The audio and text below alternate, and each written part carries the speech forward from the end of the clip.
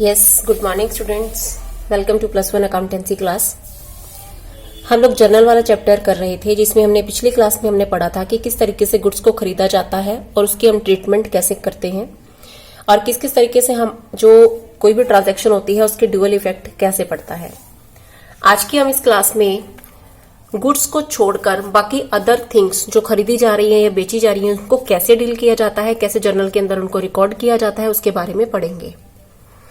देखिए बच्चे, अब तक हम पढ़ चुके हैं कि जो गुड्स होती हैं, गुड्स को खरीद रहे हैं तो हम किस वर्ड का इस्तेमाल करते हैं। अगर हम गुड्स को खरीद रहे हैं तो परचेज ऑफ गुड्स, तो कौन सा वर्ड इस्तेमाल करते हैं हम? परचेज वर्ड इस्तेमाल करते हैं। और अगर परचेज कर रहे हैं गुड्स को छोड़कर बाकी चीजों के लिए, एनी अदर थिंग, किसी और चीज को अगर खरीदा जा रहा है तो उस केस में हम क्या वर्ड इस्तेमाल करेंगे? Name of that thing. हम जिस चीज को खरीदा जा रहा है उसे उसके नाम से दिखाएंगे। ये हम पीछे हम जर्नल एंट्री वाले चैप्टर के अंदर अच्छे से पढ़ चुके हैं।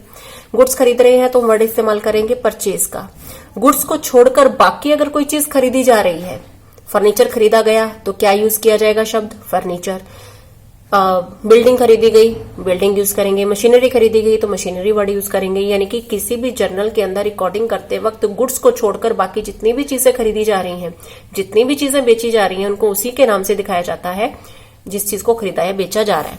ऐसे अगर हम सेल की बात करें, अगर गुड्स को बेचा जा रहा है, अगर गुड्स को बेचा जा रहा है तो हम क्या वर्ड इस्तेमाल करते हैं इसके लिए? सेल। लेकिन अगर गुड्स को छोड़कर बाकी किसी अदर चीज को बेचा जा रहा है तो वहां पर हम कौन सा वर्ड इस्तेमाल करेंगे? उसको रिकॉर्ड करते वक्त हम उसको रिकॉर्ड करते वक्त उसी नाम से दिखाएंगे जिसको बेचा जा रहा है, name of that particular thing. चलो इसे प्रैक्टिकली देखते हैं। यहां पर मैंने आप लोगों के लिए कुछ ट्रांजैक्शन लिखी हुई हैं, इनको देखें हम कैसे रिकॉर्ड करेंगे।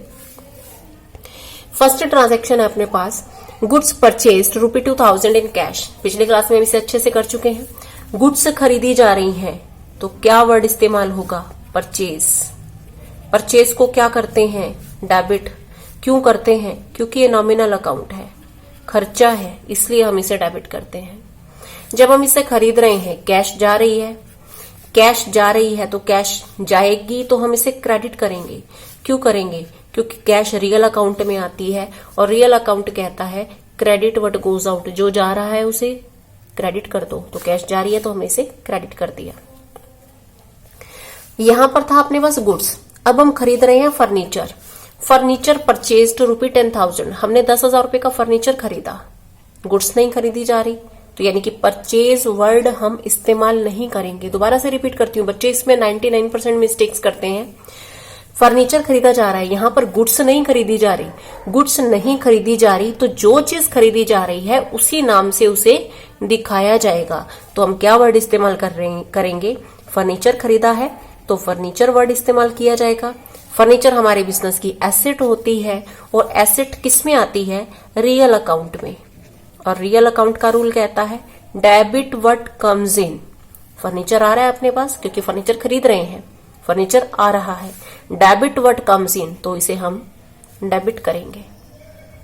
बेटा ये जितने भी रियल अकाउंट, नॉमिनल अकाउंट और पर्सनल अकाउंट के रूल हैं, ये सब आपके टिप्स पे होने चाहिए। जब तक ये आपके टिप्स पे नहीं होंगे तब तक आप कभी भी किसी भी ट्रांजैक्शन को आइडेंटिफाई नहीं कर सकेंगे। और ये चैप्टर जो है ये पूरे अकाउंट का बेस है, तो इसे बहुत ही ध्यान से कीजिएगा और अच्छे से समझ में कीजिएगा। वैसे जर्नल एंट्री को करवाना कोई ज्यादा मुश्किल नहीं था, ये एक दिन में भी की जा सकती थी।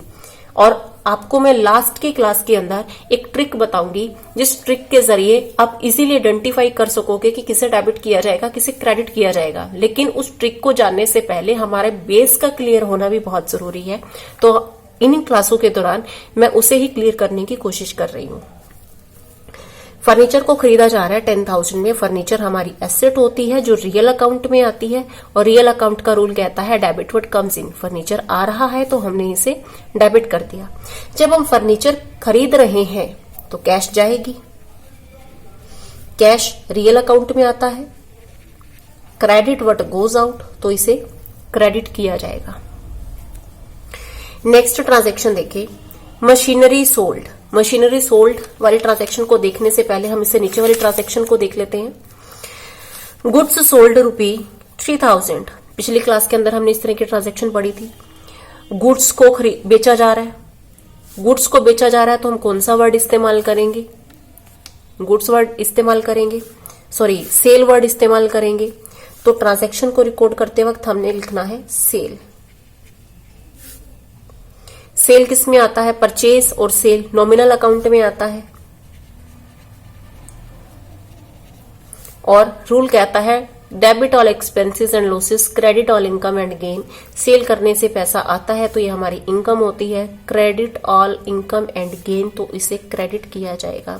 वैसे भी अगर परचेज डेबिट है तो सेल क्रेडिट किया जाएगा। जब हम बेच रहे हैं, आप कोई चीज किसी को बेचते हो तो कैश आपके पास आती है। सेम ही सिचुएशन में कैश अपने पास आ रही है, रियल अकाउंट का रूल अप्लाई होगा। रियल अकाउंट का रूल कहता है debit what comes in. Cash आ रही है तो उसे डेबिट कर दिया जाएगा। ये तो हम गुड्स बेच रहे थे, अब वो मशीन बेचते हैं। मशीन बेची जा रही है, मशीन गुड्स नहीं है। गुड्स नहीं है तो इसको किसके नाम से दिखाया जाएगा? मशीन के नाम से दिखाया जाएगा। अगर हम मशीन बेच रहे हैं, मशीन हमारी एसेट होती है और एसेट के ऊपर रियल अकाउंट का रूल अप्लाई होता है। रियल अकाउंट का रूल कहता है debit what comes in, credit what goes out. Machine बेच रहे हैं यानी कि बिजनेस में से मशीन जा रही है, credit what goes out. Machine जा रही है तो हम इसे क्रेडिट करेंगे। जब मशीन बेचते हैं तो कैश आती है अपने पास, और जब कैश आ रही है तो उसे हम डेबिट करेंगे, क्योंकि रियल अकाउंट का रूल कहता है डेबिट व्हाट कम्स इन। तो अगर इन चारों ट्रांजैक्शन को हम जर्नल एंट्री के फॉर्मेट के अंदर लिखें, ये तो था हमने सिंपली इन चीजों को सीखा कि कैसे कैसे डेबिट और क्रेडिट किया जाना है। अब इसको फॉर्मेट के अंदर हमें कैसे दिखाना है, देखिए पहली ट्रांजैक्शन थी अपने पास गुड्स परचेज्ड ₹2000 इन कैश। इसमें हमने आइडेंटिफाई किया कि परचेज को डेबिट किया जाएगा और कैश को क्रेडिट किया जाएगा। जर्नल के अंदर इन दोनों चीजों को कैसे लिखा जाएगा? डेट, क्योंकि हमें ट्रांजैक्शन के साथ डेट नहीं दी हुई तो हम यहां पर सीरियल नंबर इनका मेंशन कर देंगे। Transaction number 1। परचेज को डेबिट किया जाना है। किसी भी ट्रांजैक्शन को रिकॉर्ड करते वक्त हमेशा डेबिट साइड को पहले लिया जाता है, डेबिट साइड को पहले लिया जाता है और क्रेडिट साइड को बाद में लिखा जाता है। तो यहां पर एंट्री बनेगी परचेज अकाउंट, क्योंकि डेबिट साइड में परचेज है तो यहां पर हम लिखेंगे परचेज अकाउंट डेबिट। यहां पर इस लाइन के साथ, इस दीवार के साथ, ये दीवार है अपनी, इस दीवार के साथ डेबिट वर्ड इस्तेमाल करना है। कई बच्चे यहां पर इसी के साथ लिख देते हैं, ऐसा नहीं करना। यहां पर इस लाइन के साथ हमें डेबिट वर्ड लिखना है। मैं बार बार बोल रही हूं कि अकाउंट के अंदर जो फॉर्मेटिंग होती है उसका खास ख्याल रखना होता है। अगर फॉर्मेट आप अच्छे से नहीं बना के आए हैं तो उसके एग्जाम में मार्क्स कट जाते हैं। परचेज अकाउंट डेबिट हम इसको नोट कर चुके हैं। अब हमने क्रेडिट साइड को नोट करना है। क्रेडिट के अंदर अपने पास आता है कैश, लिखेंगे कैश। देखना है यहाँ पे गैप, इतना गैप देना है। और क्रेडिट, देखो बच्चे यहाँ पे डेबिट को नोट करने के लिए हमने डीआर वर्ड का इस्तेमाल किया, यहां पर हमने डीआर वर्ड का इस्तेमाल किया। लेकिन क्रेडिट को नोट करने के लिए यहां पर सीआर यूज नहीं किया जाएगा, बल्कि यहां पर टू लिखा जाएगा। क्रेडिट साइड वाली आइटम से पहले टू लिखा जाएगा। और ये जो टू है, इस वर्ड ने बताया कि आइटम क्रेडिट साइड से बिलोंग करती है, और ये कभी भी इसके बराबर में नहीं लिखना, इससे थोड़ा सा हटकर। यहां पर देखो बच्चे मैंने इतना गैप दिया हुआ है, तो इससे थोड़ा सा हटकर लिखना है। ये दीवार के साथ, इस लाइन के साथ ये वर्ड शुरू होगा, ये इस दीवार के साथ रहेगा, और क्रेडिट साइड जो है वो परचेज से, यानी कि जो भी डेबिट साइड में उससे थोड़ा सा हटके शुरू किया जाएगा। To cash. अब इस ट्रांजैक्शन में अमाउंट कितनी है? 2000, 2000 रुपए डेबिट में, और क्रेडिट वाली आइटम इधर क्रेडिट में। इसके बाद अब इस ट्रांजैक्शन को बताने के लिए हमें एक छोटी सी एक्सप्लेनेशन लिखनी है, एक छोटा सा डिस्क्रिप्शन देना है। क्या डिस्क्रिप्शन? फॉर या बीइंग वर्ड से शुरू किया जाएगा। फॉर गुड्स परचेज्ड, मतलब इस लाइन के अंदर आपने बताना है कि इस ऊपर वाली ट्रांजैक्शन जो आपने रिकॉर्ड कर रखी है इसमें हमने क्या किया, हमने गुड्स परचेज की थी, तो हमने इसे इस लाइन के जरिए बता दिया कि गुड्स हमने परचेज कर ली और इसके लिए हमने ये एंट्री पास की है। इस लाइन को हम बोलते हैं नरेशन। जो ये पार्ट हम एक्सप्लेन करते हैं किसी भी जर्नल एंट्री का, इसे हम बोलते हैं नरेशन, यानी कि ये चीज इसे नरेट कर रही है, इस ट्रांजैक्शन को डिफाइन कर रही है। इसके बाद दूसरे ट्रांजैक्शन की ओर चलते हैं। दूसरी ट्रांजैक्शन देखिए, फर्नीचर परचेज्ड ₹10,000। हमने यहां पर आइडेंटिफाई किया था कि फर्नीचर को डेबिट किया जाएगा और कैश को क्रेडिट किया जाएगा। हमने कौन सी पहले लिखनी है, डेबिट वाली। डेबिट में है फर्नीचर, अगेन वैसे ही फर्नीचर अकाउंट, डेबिट यहां पर दिखाएंगे। डेबिट वाली साइड हम दिखा चुके हैं, इधर आती है अपनी क्रेडिट वाली। तो क्रेडिट को डिनोट करने के लिए हम क्या शब्द इस्तेमाल करेंगे, टू कहां दिखाना है, इससे थोड़ा हटके, देखो इतना गैप मैंने लिया है, इससे थोड़ा हटके, टू कैश। क्रेडिट में है अपना कैश। अमाउंट कितनी है, 10,000 रुपए की, तो 10,000 से डेबिट हो गया और 10,000 से क्रेडिट हो गया। ये डेबिट साइड में हमने लिख दिया, ये क्रेडिट साइड में लिख दिया। अब इस ट्रांजैक्शन को नरेट करने के लिए हम एक स्टेटमेंट यूज करेंगे, थोड़ा छोटा सा हम इसे डिस्क्राइब करेंगे। फॉर, क्या किया हमने इस ट्रांजैक्शन में, फर्नीचर खरीदा है, फॉर फर्नीचर परचेज्ड। इसके बाद तीसरी ट्रांजैक्शन देखते हैं।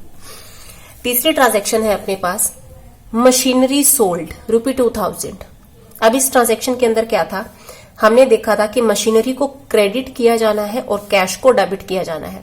तो इसे हम जर्नल के फॉर्मेट में जब लिखेंगे तो डेबिट साइड को पहले लिखा जाना है। डेबिट साइड में अपने पास दिया हुआ है कैश, तो एंट्री बनेगी यहां पर कैश अकाउंट डेबिट। कैश को मैंने पहले लिखा और मशीनरी को क्रेडिट किया जाना है, तो क्रेडिट दिखाने के लिए हम यहां पर लिखेंगे टू मशीनरी। अमाउंट कितनी है, 2,000 रुपए।